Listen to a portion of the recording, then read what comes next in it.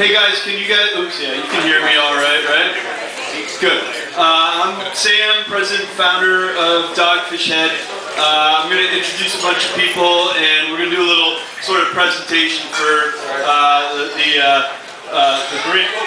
That's close. Priorities. We're going to talk a little bit about this beer, Namaste, and kind of how it came about. Before I do so, I know a lot of you guys, I see a lot of faces that are regulars to our pub here, and you obviously those regulars know a lot of our staff here. We've got people that have driven from Virginia for this, Ohio, some hardcore beer friends in the house. So I did want to take a moment and introduce a few Dogfish faces to those who come to Rehoboth that might not get out to our Milton production brewery. What's neat about coming to the Rehoboth location, A, this is where it all started in '95 when we opened, and B, we still get to do a lot of really funky experiments using our small 5-barrel brew house here, Namaste being one of them, that we'll talk about in a moment. The other one is the Dunkelweizen that Jason,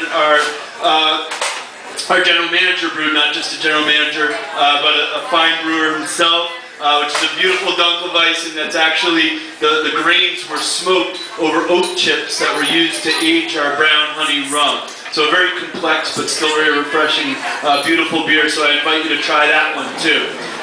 But then the majority of the beers that are on tap here, and the majority of the beers that are sold across the country by Dogfish Head are brewed out of the Milton facility, although 99% of them got their start from our little humble 5-barrel brew house that brewed Namaste and the Dunkelweizen. A few of the people that are in the room from the Milton Brewery that those regulars of Rehoboth might not know, but they've been enjoying their hard work, 16 ounces at a time, include, I believe, Jeremy. Raise your hands, guys. Jeremy, one of our fine brewers, is there. Todd is over here, somewhere in the striped shirt. I see him. We've got Connie, who works with us in helping keep my life straight. Marissa, who does tours over here. Adam, our VP of sales. He might be lugging in kegs right now, along with Bryant, our West Coast sales manager, who's in town for meetings. You're going to meet Brian, our lead brewer, in a moment.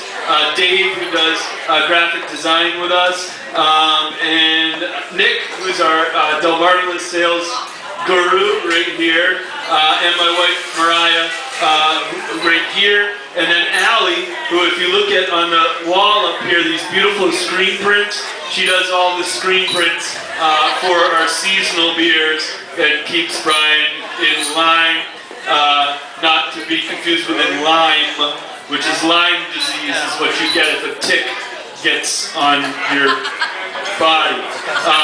It's a whole other story. So to tell you a little bit about the Namaste beer that we have on tap now and how it came about. It started about 5 years ago. I went over to Belgium with my friends Rob Todd from Allagash Brewery, Vinny from Russian River, Tommy Arthur from Port Brewing, and Adam Avery from Avery Brewing Company. We went and did a bunch of events, and I wrote a book called Extreme Brewing that came out of that trip. And probably the most evangelistic and welcoming and warm brewer that we encountered in Belgium was this guy Armand, who ran this small artisanal lambic brewery called Tres Fontaines, 3 Fountains.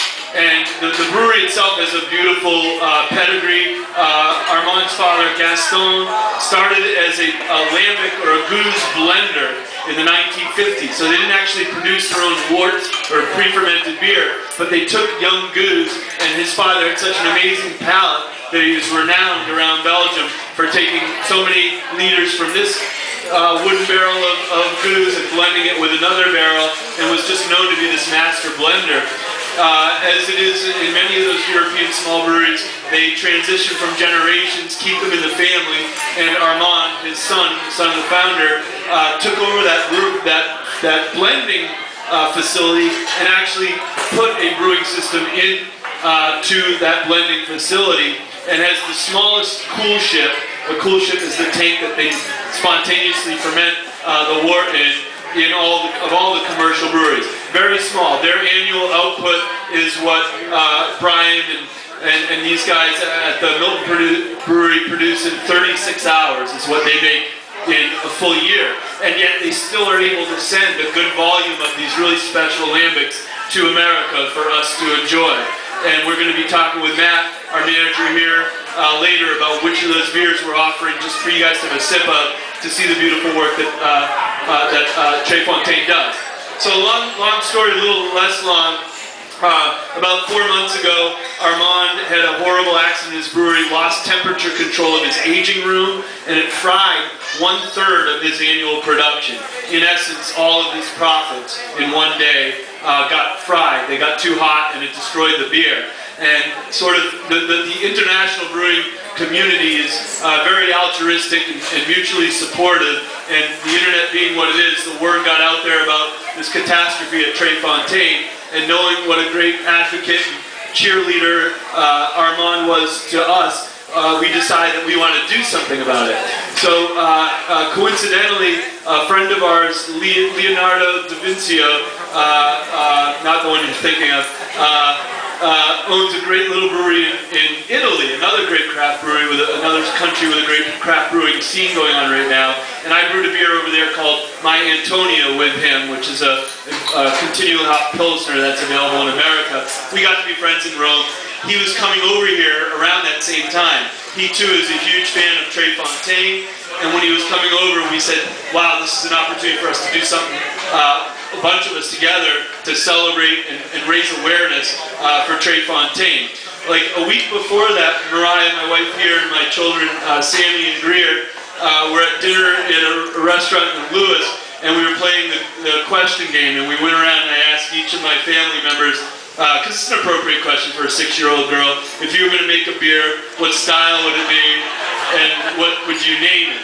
And when we got to Mariah, she said I would do a wheat beer, but make it with lemongrass and oranges, and I would call it Namaste.